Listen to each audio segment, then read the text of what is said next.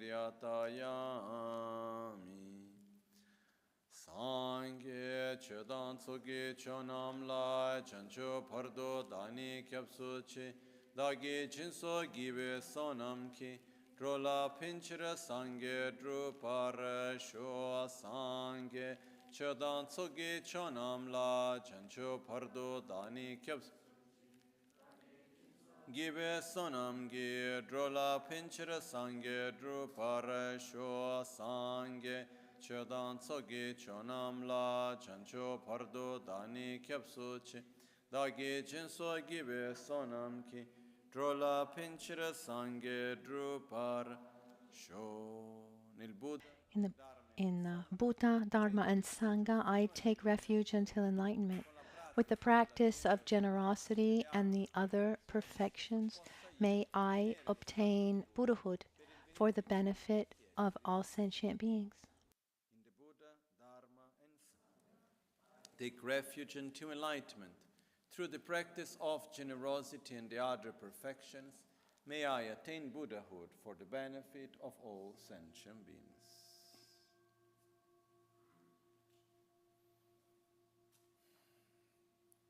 Namo Alhaye Kedal Danajike Rubundadami Kenamdan Rawa Kunge Tranam Chitsampa Tamche Ketu Dagi Chuten Tamche Ketu Dagi Chuten.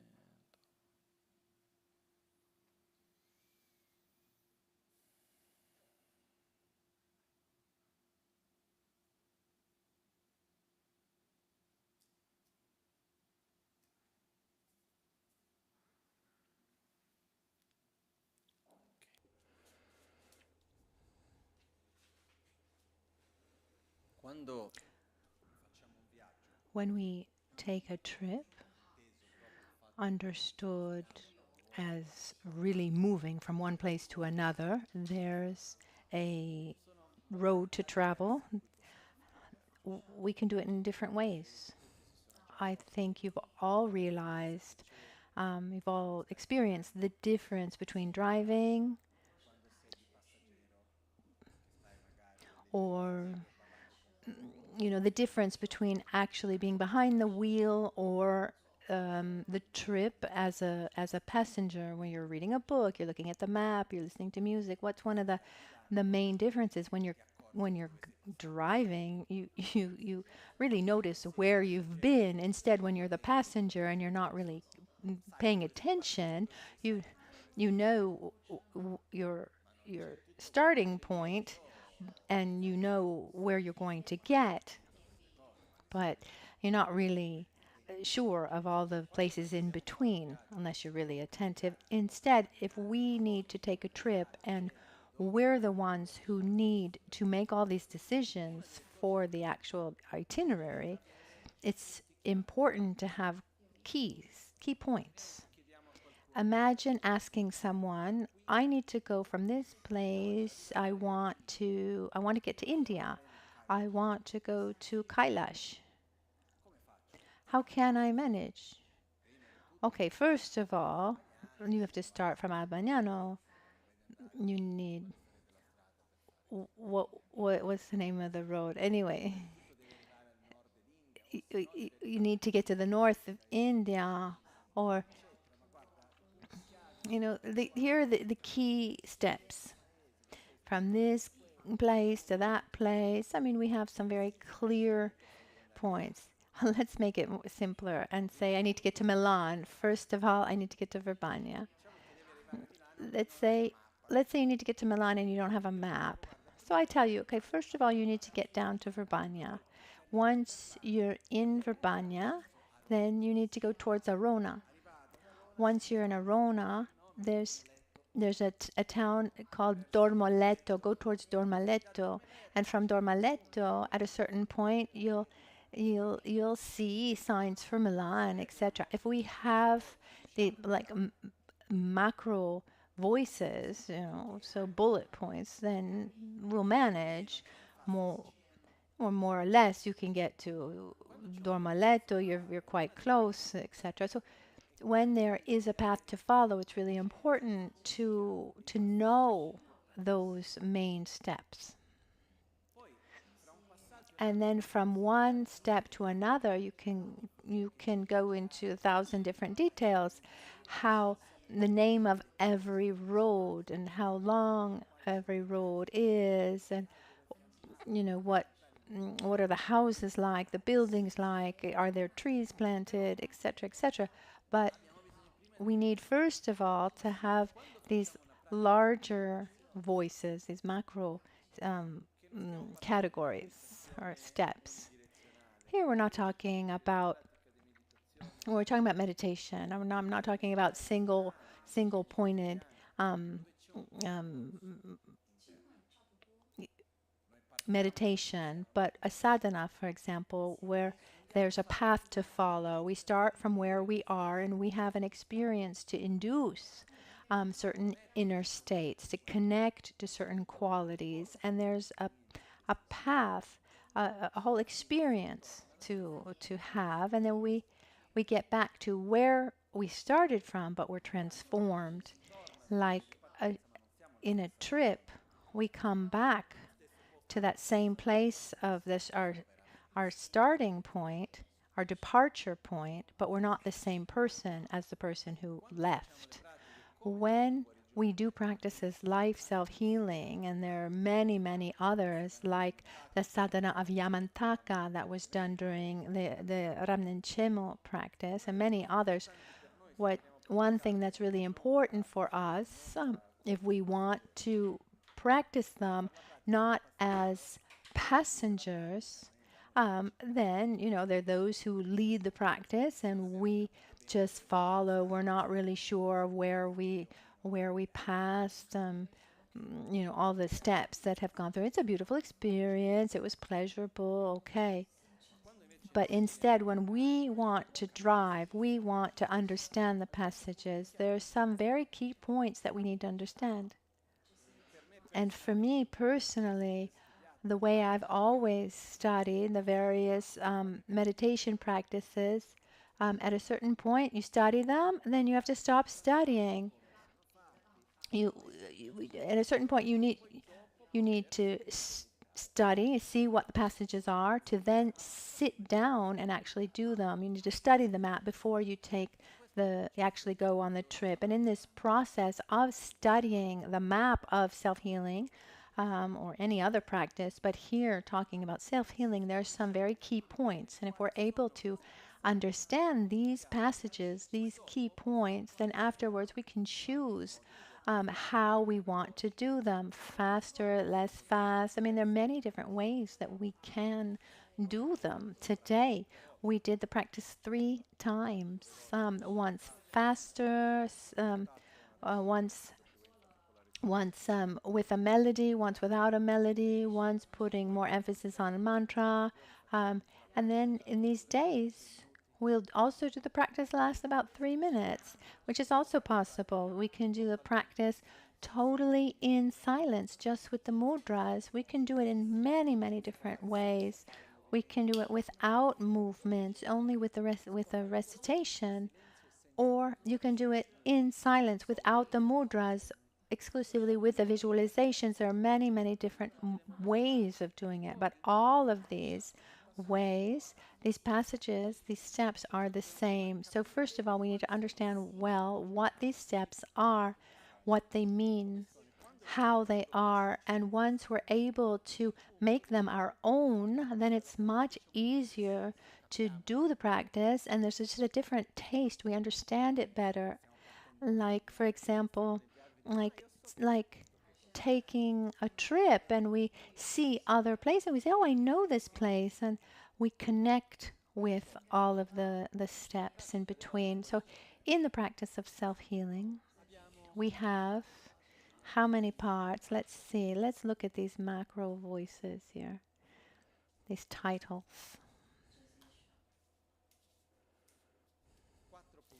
4 main, let's call them macro voices or titles. Preliminary practices,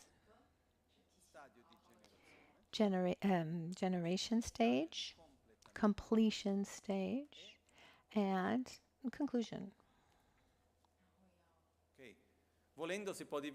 Then we could also divide it into 3 parts. Preliminary practices, actual practice, which is divided into 2, generation and completion stage practice, and then conclusion. The preliminary practices are structured by creating the basis to do the meditation well. This basis is made up of preparation of the place, preparation of our body and mind. The part of preparing the mind is made up of the correct physical posture, and also meditation on our breath to bring us to an inner state that is more balanced. And we conclude the preparation of the mind by generating a correct motivation. Why am I here? Why am I doing this? What's the reason? What are the feelings that push me to do this? Why am I doing this? This is my motivation. And then afterwards, in the preliminary practices, once you've generated the motivation, there's the part of there are 3 macro voices. So we generate, we prepare and generate our motivation, and then there's the part of generating positive energy, accumulating merits, purifying our own negativities, and asking for blessings. These are the macro voices, titles at the beginning, and these are the main conditions to do the practice well. Creating inner conditions, generating positive energy that's necessary to accumulate merits. I'm really holding back to not give more information, not to get into more details. Purify energetic and karmic blocks so that we can have more clarity, and then ask for blessings. There have been other times where we've given very detailed explanations on the preliminary practice, so it's possible to deepen your understanding looking back at the various recorded teachings, the Guru Yoga of Lama Tsongkhapa, or the Guru Puja, the commentary on self-healing. Also, we've given teachings on the 6 dharmas of preparation, etc. The actual process begins when we're still doing Locho Sampo, Pakyu Trashipa. This is the end of the preliminary practices where we ask for blessings. It's the bridge between the preliminary practice and what we call the generation stage practice. So let's consider it the conclusion. The conclusion of the preliminary practice is also called the practice of Guru Yoga. When we go into the actual practice is made up of, how can I describe it?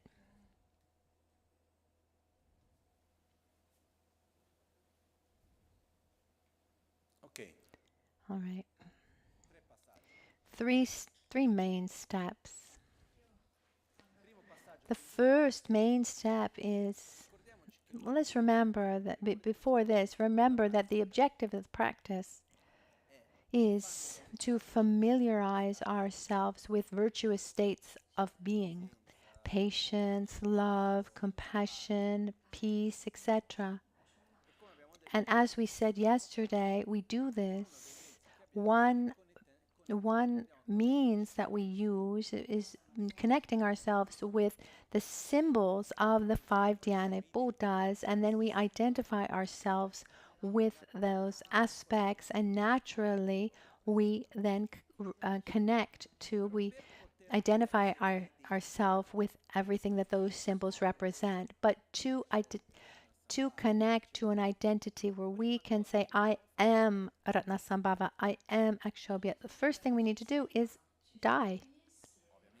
obviously, we're talking about a metaphorical death.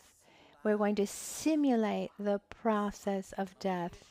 That we need to take away the attachment that we have to this gross identity of ours. And it's it's an extremely important part of the practice where at the beginning where there's the purification of the elements and then the Om Sabhava Shuddha Sarva Dharma Sabhava Shuddha Ham in a, it's not specified in the practice, but it's part of the practice. There's there's the process of the dissolution of the elements and the death process. And so we imagine little by little everything dissolves. We lose contact with our senses. And this is part of taking away that bond that we have with this identity. Otherwise, when we imagine ourselves in the aspect of a Buddha, then it's Lama Michel dressed as Akshobhya.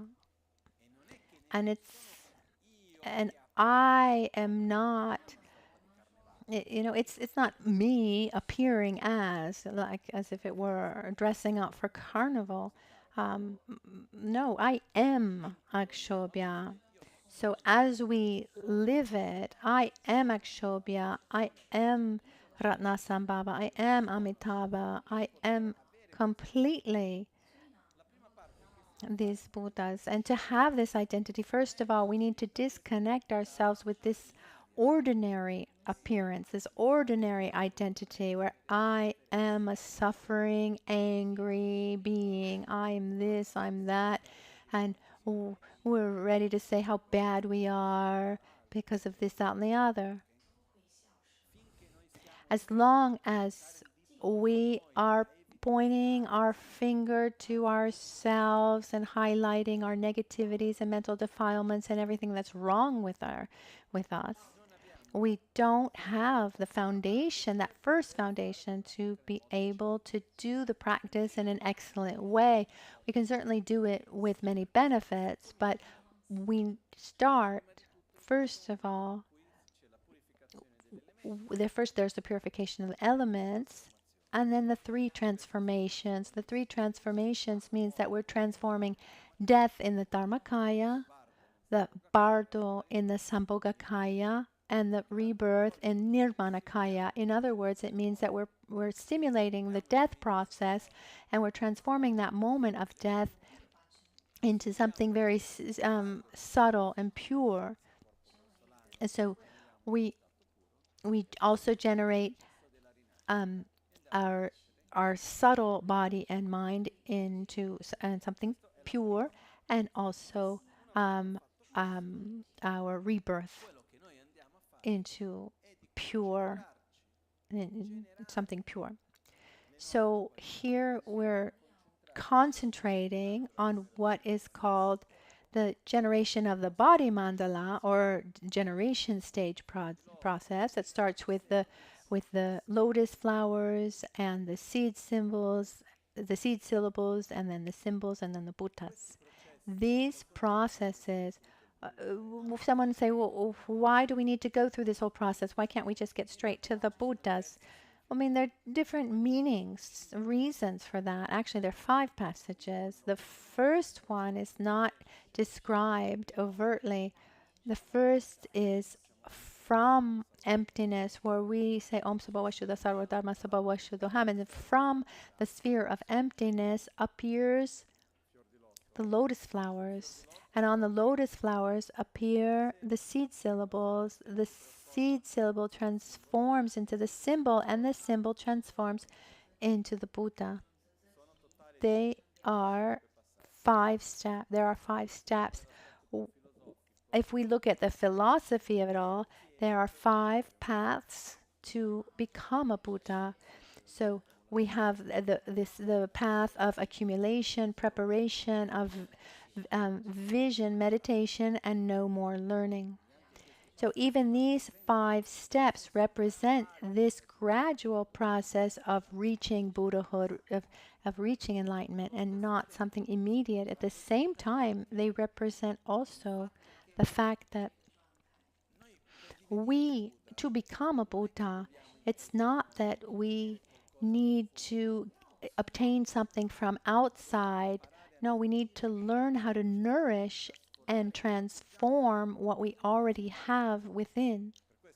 That's why we have lotus flowers that represent our own channels, and the seed symbols are the essence of the energy of our qualities.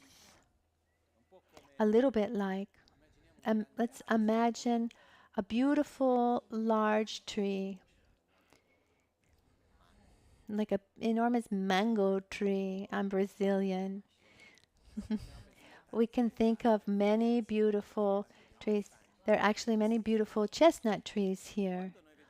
When we see a seed or a small chestnut, in that seed there's the whole potential of that tree, isn't there? And if we know the tree well and the qualities of the tree, and we know all of that, we we we know, we can recognize that within that seed there is that enormous potential. So when we nourish the symbols and we recognize the 5 Dhyani Buddhas, and we have the clarity of what Akshobhya is, who represents love, patience, stability, the mind in the pure state, the all-accomplishing wisdoms, um, the all-accomplishing power, which is the combination of all the sacred actions. So we call it a seed syllable because it's a vibration, a sound. It's a vibration. It's energy, and it's a seed because it's something that has a potential. But a seed can germinate only when it has the right conditions. Once it to get it to germinate, it needs the right conditions. And similarly, we all have amazing potential, but we need to know how to nourish these potentials. So these 5 seed syllables represent our own potential. And we are going to nourish them little by little. They transform. We'll get into more details later, but the symbols, the seed syllables grow, they germinate. It's not the tree yet, but we already understand what type of tree it will become. There's already something in the form of the leaf, etc. And then that seed syllable transforms into the symbol that represents this process of developing our qualities, of our growth. And those symbols then develop into the Buddhas, representing the qualities developed to their maximum potential. And this is what we call the generation stage, where we focus on our inner qualities and we do a process of gradually nourishing them and growing them. This is the part of the practice that we call the generation stage, where we connect with our qualities and this gradual process of development. So we die and then we are reborn. Not only are we reborn, but we are reborn with these qualities that we're developing. And we identify ourselves gradually with each one of these qualities. After which, after having generated the Buddhas, there's the part of the practice that's called the completion stage, which also is divided into 4 parts, which are the 4 initiations. I've never seen this written anywhere, but the essential part, this is explained through symbolism, but it would be hard to find this written. It's quite cryptic, but with a lot of, after many years, you can put the pieces together. I I tried to give you the pieces already put together. If they stay together with you, that's something else. But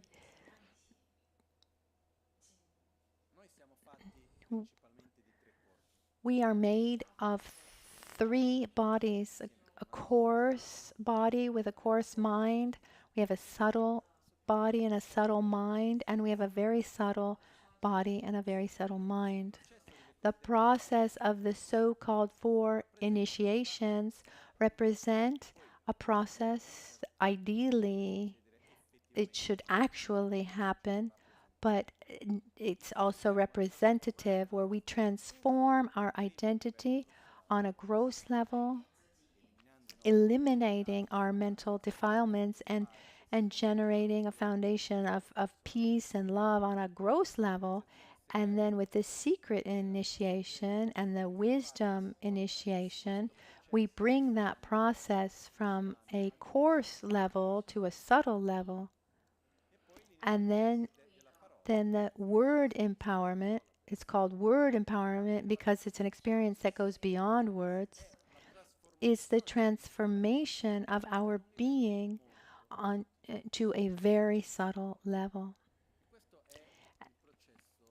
And this is the process of the four initiations or four empowerments, was called completion stage. It's a way also to prepare oneself for death itself, actual death. So what happens, in other words?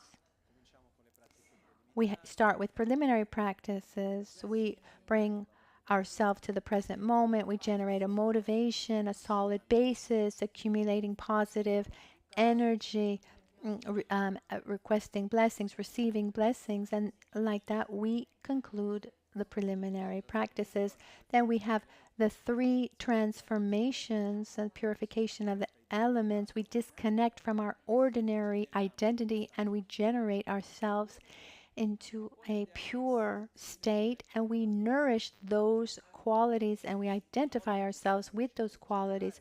Once we're able to um, uh, to to identify ourselves with those qualities, I am love and compassion, I am stability, I am spontaneous joy, I am satisfaction, I am concentration, I am wisdom, am infinite inner space, I am each one of the five Dhyani Buddhas, and so I am Vajradhara. Once we generate this identity, and now I'm simplifying, but when we generate this pure identity, we need to bring this identity from a coarse, gross level to a subtle and very subtle level, because everything starts from the principle. Well, I don't know if it starts from the principle, but it's part of the fact that we are not able to have two thoughts that are directly opposite at the same time. So if I have a feeling of anger and I'm able to generate love, they can't exist at the same time towards the same object. It's just not possible. I can say, I like this aspect, but I don't like that, but not in the same moment. Two opposing thoughts with the same object, it's just not possible. So one way to transform our mind is by generating an antidote or a mental state that goes in that's in opposition, to what we want to what we want to abandon. When we're able to bring this to a subtle level, from a gross level, and then a very subtle level, we're able to oppose our negative conditioning on a very subtle level, and when we bring it to a very subtle level, we're really transforming ourselves on a very subtle level. So the objective in self-healing is to generate a healthy identity, connect with these qualities, familiarize ourselves with these qualities, generate an identity based on these qualities, and then bring this state from a coarse level to a subtle level, and from a subtle level to a very subtle level. Do you understand the logic a little bit? And then once we finish that, we go back to our departure, our starting point. When we say Lama Kunchuso Lakyapsuchi, is sometimes I explain it. We say from the union of bliss and emptiness in the subtle form of clear light, we need to help others. So we appear the body of light with one face and two arms holding Vajra and bell. Um,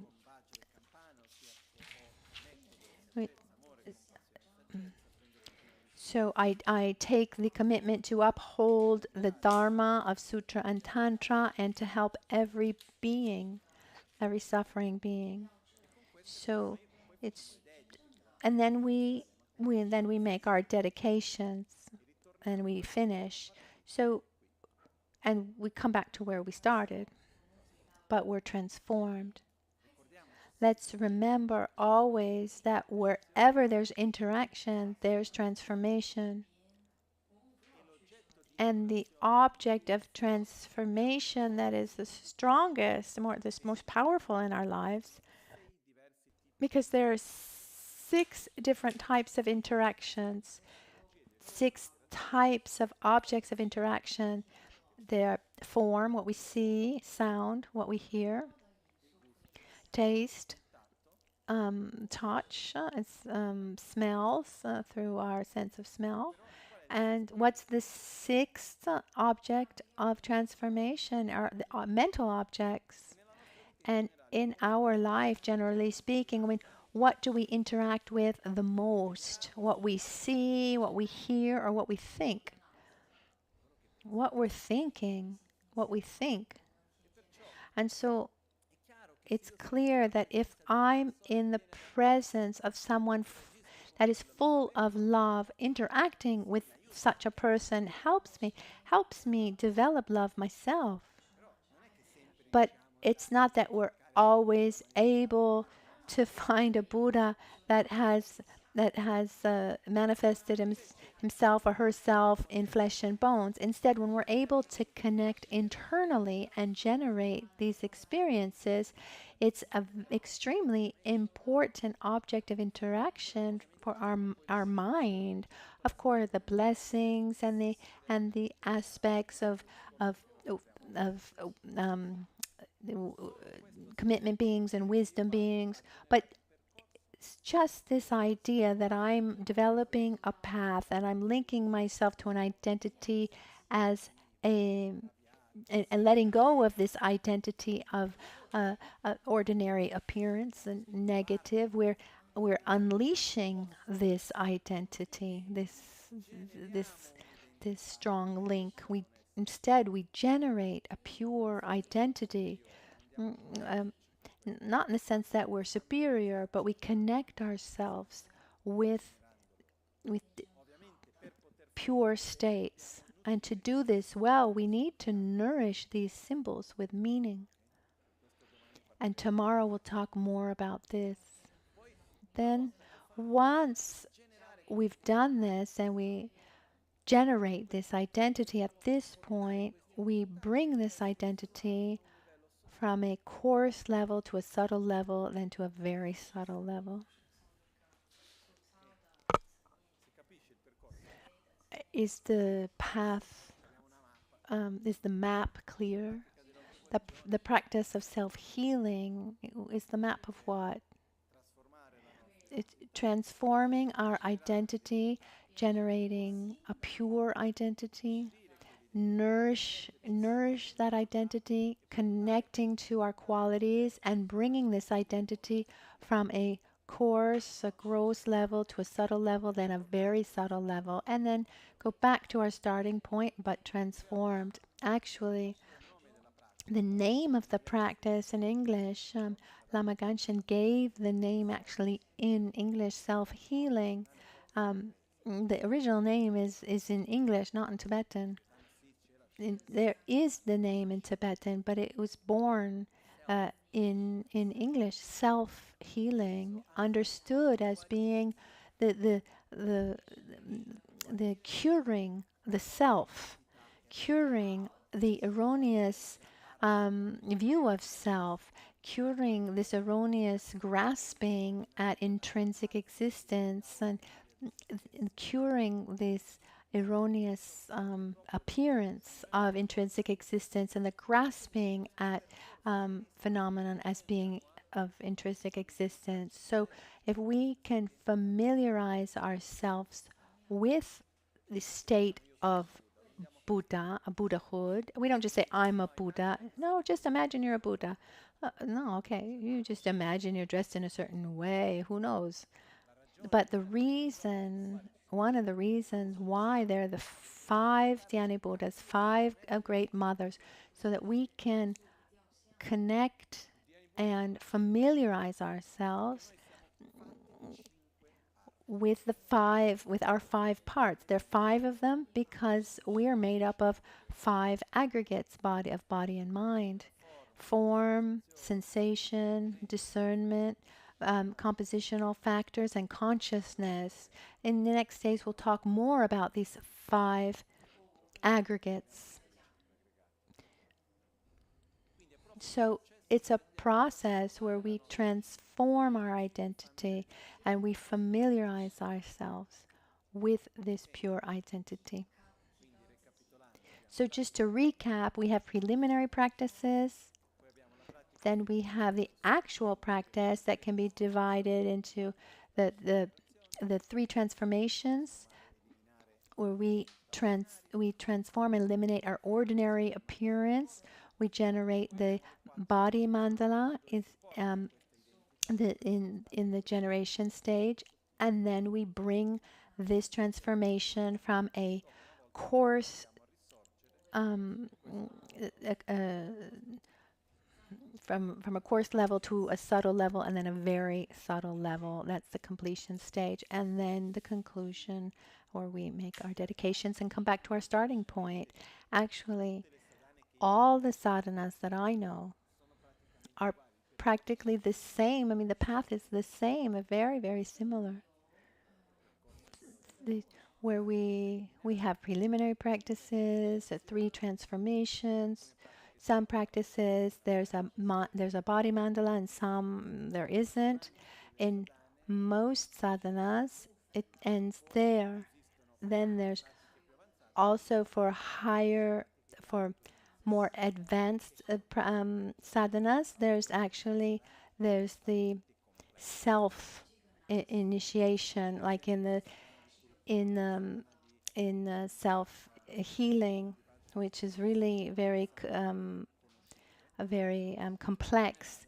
When we do sadhanas like Kurukula, Vajrayogini, etc., they finish with the self generation. You generate yourself as a Buddha, you recite the mantra, you have the actions as a Buddha, etc., as we did today, and then the practice concludes there.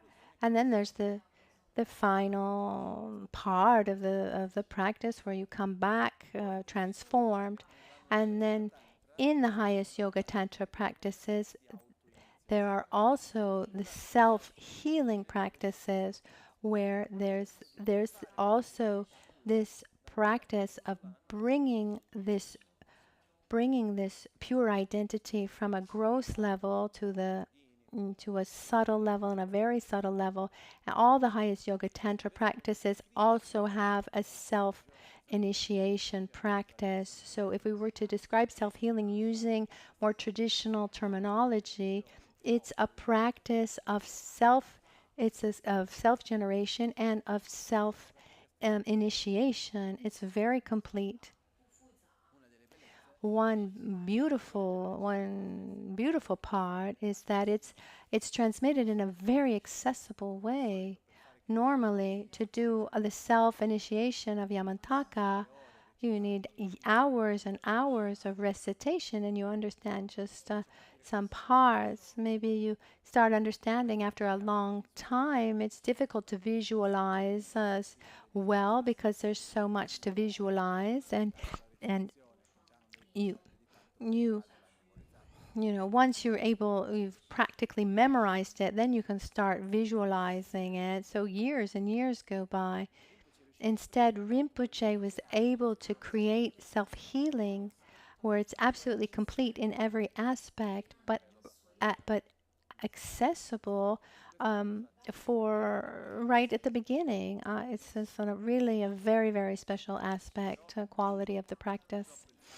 This fact of, so we should understand that there are these passages and that the root of our suffering in Tantra is called ordinary appearance and grasping at ordinary appearance.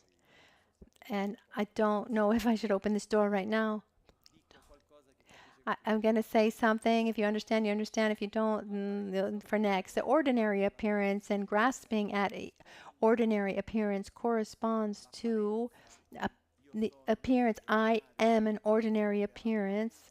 It corresponds to the appearance of intrinsic existence and identifying and appearing, grasping at being an intrinsically existent being. And one of the paths of Tantra is about transforming, eliminating this ordinary appearance and and and eliminating this grasping at ordinary appearance by creating divine appearance, divine identity, where we can connect with qualities, and we then can bring the result into the path. I am not a Buddha yet, but I am going to experience as if I were.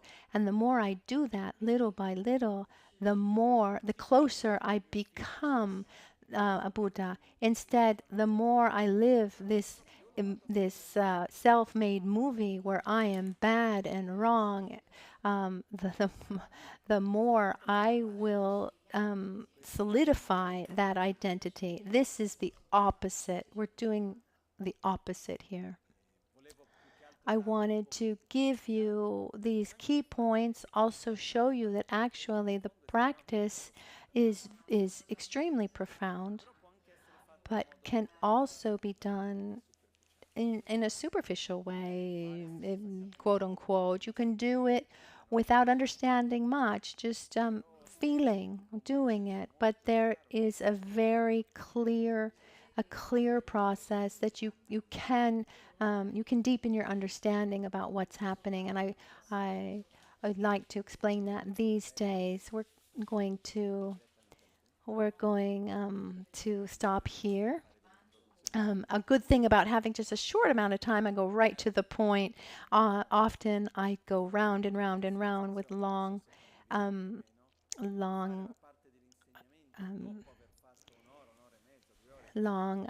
explanations. I don't know if you feel the same way, but giving an explanation, giving teachings after having done, in this case, an hour and a half of practice brings a level of clarity and understanding that is heightened compared to the opposite. Okay, so we will see, we're going to conclude here, and then we'll see you in about 12 hours.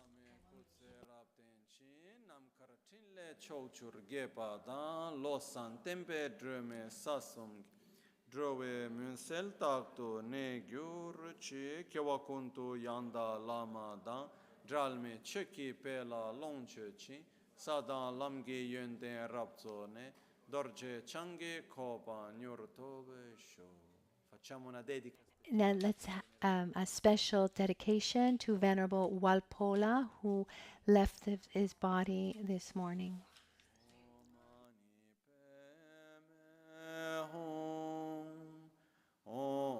Mani Peme Hum, Om Mani Peme Hum, Om Mani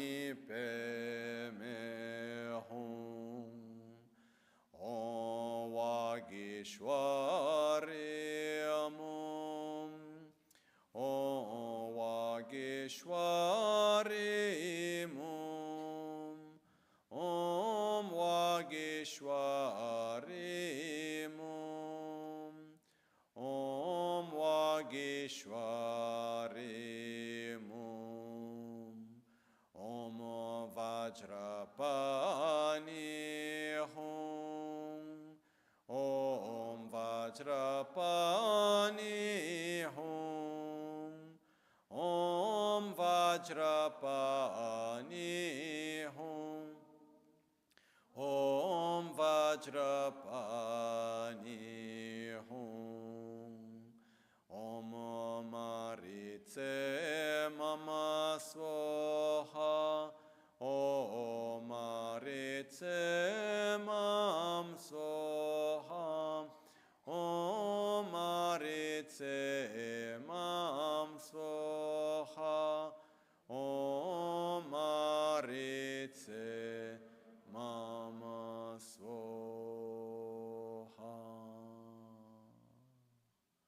Nimo dele tsendele Nime kuyan dele kshin Ninsen taktu dele pe Kuncho sumki chingi lop Kuncho sumki ngodrup tsol Kuncho sumki trashi shu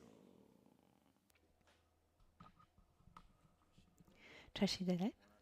Have a nice evening. Have a good rest. And we'll see you at 7 tomorrow morning.